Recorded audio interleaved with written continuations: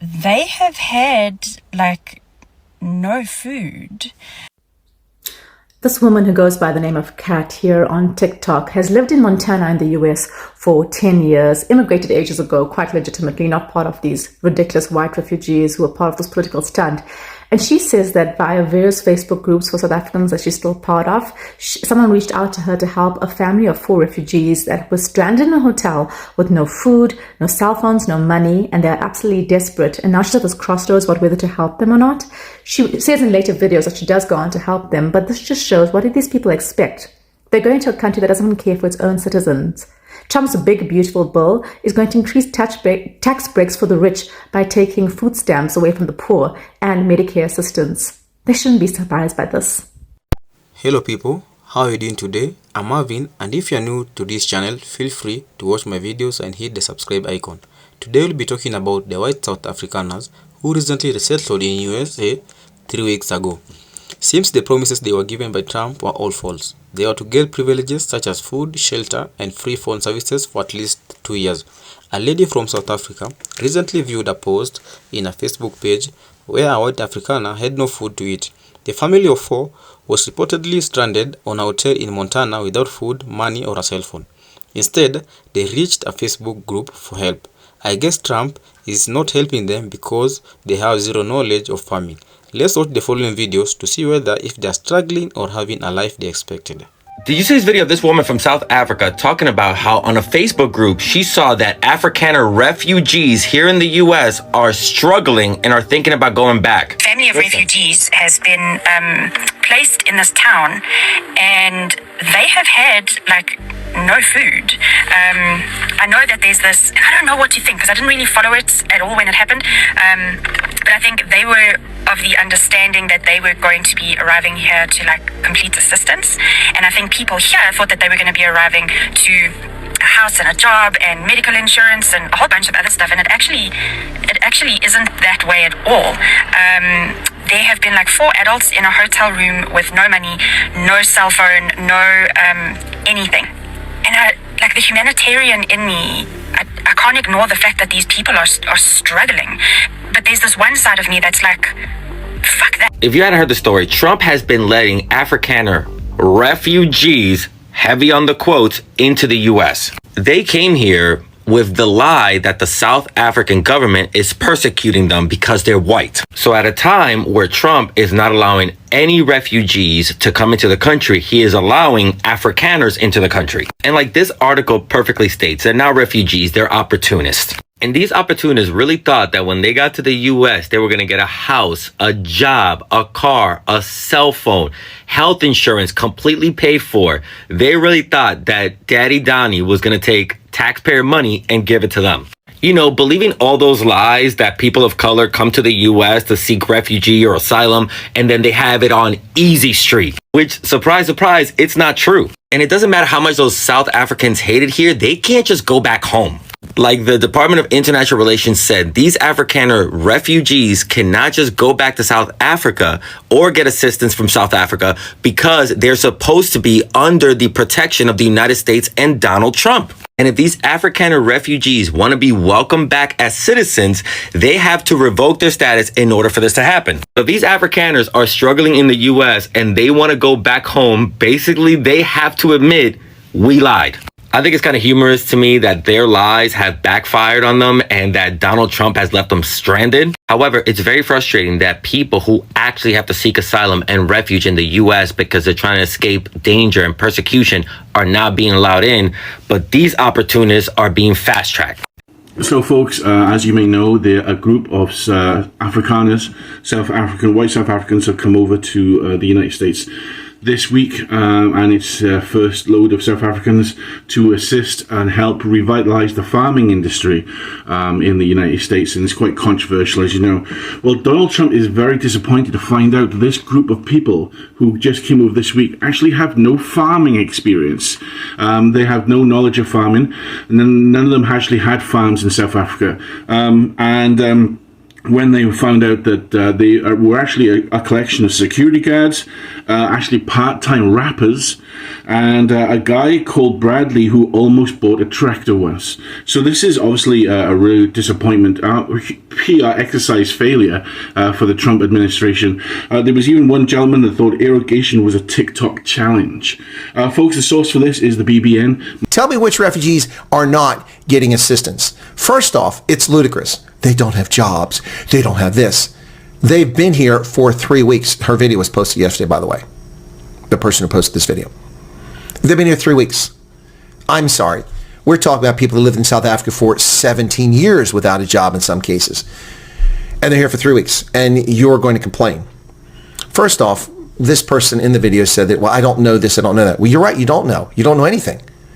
You're repeating some nonsense from a Facebook group trying to dissuade people from taking advantage of the program. I'm not encouraging anybody to take advantage of the program or participate, and I'm not discouraging anybody because I'm not dishonest like you are. Your opinions mean nothing. You know nothing about what you're talking about. The United States government spends $2.7 billion to $3 billion per year on refugee resettlement in the United States, paying non-government organizations around the country to help people get settled. I can point to multiple members of the first cohort of 59 who now have Social Security numbers. One who has a car that's only 2 years old. My car's 10 years old. I'm an American. And has a job already in less than 3 weeks. That person arrived at an apartment stocked with food. And then people brought more food and more food. Too much for one person. I can talk about a family in another part of the country in the same situation. No refugees are going hungry. No refugees are suffering in hotels. By this point, most, if not all of them, should be in their permanent housing, as per the way the system works. 3 weeks in. Honestly, if you were going to make a video and claim that a family had no food and they were being neglected, and you said it was 6 months after they arrived, there might be some credibility to your story, assuming you're telling the truth. But there's no credibility to this story. There's NGOs that deliver food to people in the early days of their arrival. No one goes hungry. That's a lie. That's an absolute lie. And if you believe that and your feelings are hurt because you think they had some sort of expectation they're going to be handed things, that's where the true feelings came out from this person. Oh, they were expecting to be handed jobs. No. Stop that nonsense. Stop the nonsense. Most refugees that come to this country are the unwashed, the unclean, that have very little in the way of skills and can do nothing. And they wind up being unemployed or going to low-paying jobs. But we're talking about people from Yemen and Somalia and Bangladesh, not South Africans. South Africans here, less than a month, Social Security numbers, cars, apartments, jobs. And by the way, getting jobs that pay more than I made in 25 years of active military service, annual salary. So if you don't know what you're talking about, then don't talk about it. And stop being bumhurt that you had to pay your way over here, because that's the way the system works. Other South Africans can come over here right now if they do the same thing. But those who qualify for the refugee program are welcome here. And for you leuenaars, bedriegers, and outreders, shut up. Nobody needs to hear your nonsense. What say you, South Africa? What say you, Mzansi? Hey, folks in America, what do you say about these people trying to dissuade people and lie about the situation? Interesting. Despite all of the rhetoric surrounding the bloody mass deportations, we have to remember that the Trump regime allowed these white South Afrikaners to come here on refugee status. Supposedly, these people were experiencing a genocide, and he was like, come on in. Y'all are just getting it so terribly over in your country. So he let these people come in. I'm going to get back to the Afrikaners, but just the other day, I posted this picture in my YouTube community, and I was talking about the National Guard that were sleeping on the floor in these federal buildings, and it was being reported that the Trump regime sent them out to LA without food or water. They didn't have accommodations set up, and people jumped into my comment section to say this is the life. This is the life that they chose. Because what I had said is, I was like, any mom that has gone on a trip could have done a better job at setting up accommodations for these people than the Trump regime. And people just made it like I just didn't know what was going on. And I'm using this picture to show that this Trump regime, they do not have any planning foresight. They do things to make headlines, but then the follow through, the planning and all of that is pretty sad. So, like I said, let's talk about these Afrikaners that came here on refugee status. Here's an article from a publication called The South African. No food, job, or phones. Afrikaner refugee family stranded in U.S. American Dream. An Afrikaner refugee family has been left without assistance, including food, after arriving in the U.S. And this is basically just another example of how they just make plans or make headlines, but then forget that these are actual people, like how they planned all of the bloody mass deportations and then forgot that these people actually work here. It's like they have no thought of what's going to happen next. So let's get into this article. An Afrikaner refugee family has reportedly been left stranded in the U.S. and is appealing for help on Facebook. The startling revelation was made by a South African expat on TikTok. Two groups of white South Africans have taken up refugee status in the U.S. in recent weeks as part of a program open to persecuted people. Afrikaner refugees left stranded. On her TikTok account, South African expat @CatMPT revealed that she had come across an Afrikaner refugee family in dire need of help. The family of four was reportedly stranded at a hotel in Montana without food, money, or a cell phone. Instead, they reached out to a Facebook group for help. The woman said of the refugees, they were understanding that they would be arriving here for complete or maybe with complete assistance. People thought they would be arriving at a house, a job, medical insurance, and other things. It isn't that way at all. She added, because of the political situation, they are really struggling to get jobs. The woman revealed that she left South Africa more than a decade ago, but had gone through a lengthy process. She also criticized the Afrikaner refugees for having unrealistic expectations. She continued, one side of me is like, F that. My husband and I went through all of the red tape and we got our visas. We've got our green card. We've been here 10 years. We did everything the right way.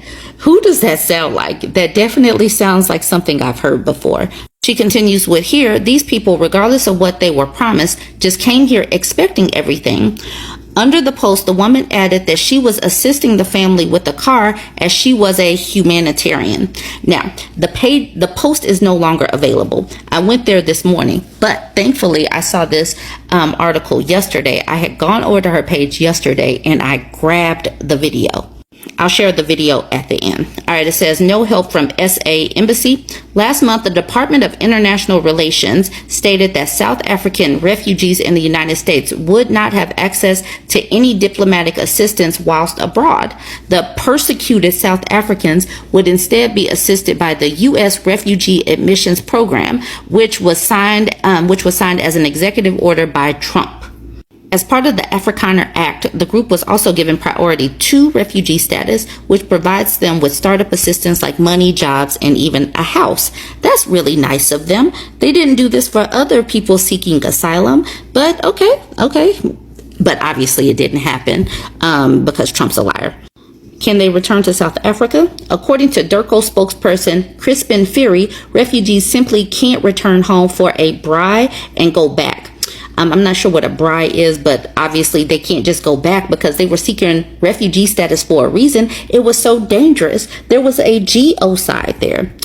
He added, even the word itself, refugee, suggests you are seeking refuge from a particular country. You can't be seeking refugee status, then go back home, have a braai, and then go back. Maybe have a vacation. I don't know, have some rest. It defeats the purpose of you being protected and a refugee of a particular country. Plus, they said it was so violent out there for the white South Afrikaners. Why would these people go back? For Afrikaner refugees hoping to return home willingly for good voluntary repatriation is always an option. Organizations like the UNHCR help those who wish to travel back to their countries by providing financial assistance. DIRCO added that the refugees will be welcomed back as citizens. However, they would have to revoke their status in order for this to happen. Do you think the Afrikaner refugees were unrealistic about expecting a better life in the United States? Yes, but still, they thought that they were special And the people that allowed them to come here, they took some pictures, they made some headlines, and now they are done with these people. I'm not exactly sure, but there's so much going on. And now the funny thing is, these poor MAGAs, the unhealthy MAGAs, should be kind of upset that the white South Afrikaners would be getting money, food, health insurance. They should be upset about that, because these people's health insurance, money, assistance is being snatched from them. All right, now, I told y'all Cat PMT snatched that video down. When I went to her page this morning, she says, "Thank you for visiting my page. The video you've come to see has been taken down due to constant flagging by the platform for bullying. It has also caused enough damage by fanning the flames of a fire that I did not realize existed. My hope is to use this page to show the difficulties and challenges a person faces when moving to a new country, but in a fun and educational way. The correct people have now stepped in to make sure all parties get what they need." Having unrealistic expectation is the least the Afrikaners could have believed. They were understanding that they will be arriving in USA for complete assistance, majorly on basic commodities, a job, and medical insurance. Because of the political situation in America, Afrikaners will eventually struggle to get jobs. Some of them wish to fly back to South Africa, but they will have to end the refugee parole program in the United States through the help and assistance of UNHCR. Do you think Afrikaner refugees were unrealistic about expecting a better life in the US? Do they deserve to get such type of treatment? Leave a comment and let's engage, and don't forget to like, subscribe and share. Thank you, family. Bye.